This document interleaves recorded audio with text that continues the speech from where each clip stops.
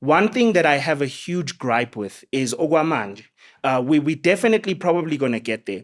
You know, every time to this day, I'm a person, I love handiwork at home. I don't always have the time for it, but I love Gutmakpumnyango. I'm the one who's going to go and fix it rather than calling someone to come and fix it for me. If the drain is blocked, if, you know, just last night and this morning, I built a fence around our garden so my daughter wouldn't pick the spinach, right, while playing. So if I go on YouTube and I'm Googling videos on how to plant seeds, I'm seeing an American. Facts. And I do not see content ngeZulu, ngeXhosa, ngeSwati at all. There is so much lack in terms, like even guys, you would be surprised at how many people assume that flights are expensive and they can afford them. But because he flied and it has never been destigmatized or like never been, you know, a plane to them is sitting on a far pedestal. And they see it in that way. So they always assume, good, I can't afford that. I once knew a guy who wouldn't even go into cinema to watch a film. He was like, it's expensive. Yes, he'd much rather just buy stuff on the street and go watch. And I'm like, my guy. And at that time, back in Pretoria, there was those who know Sterland, which is Ster Kinoko, but the mall itself is called Sterland, right? Movies were as little as, I mean, by the time he was doing that, movies were probably like $30 and half price on Tuesdays. And he still did that. You know, when I was at varsity at Rhodes, I never ever took a flight. I always bussed.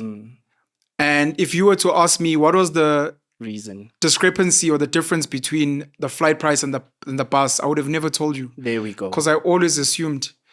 It's part of the reason why last year, if not the year before, I made a short video, I think TikTok, Facebook, somewhere, where I was telling people flights are not as expensive as you think. And I don't know if it's changed since my time. Yeah.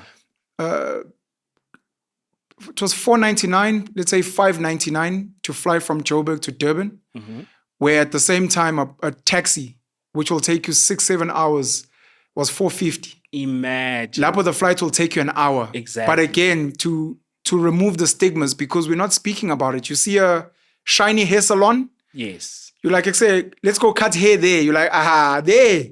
No, I'm sure I'm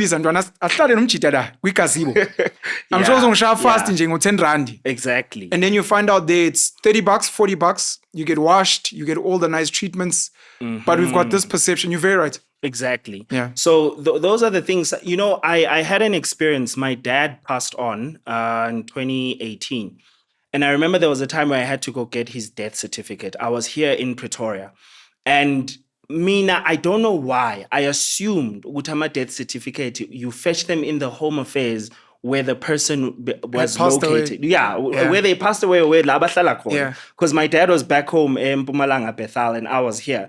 So I literally spent money, went back home. Ngaya Home Affairs ngami line, right? And as I was standing there, one of the ladies who work inside came out just to ask us, Uti, what have you come to do? And then she asked me, and I was like, oh, I came to get my dad's death certificate. And she's like, oh, okay, cool. Then in that case, she explains what the process will be, etc. Then I'm like, could I have done this in Pretoria? And she's like, you could have done this anywhere in the country. And imagine that time I wasted. A YouTube video could have stopped me from making that mistake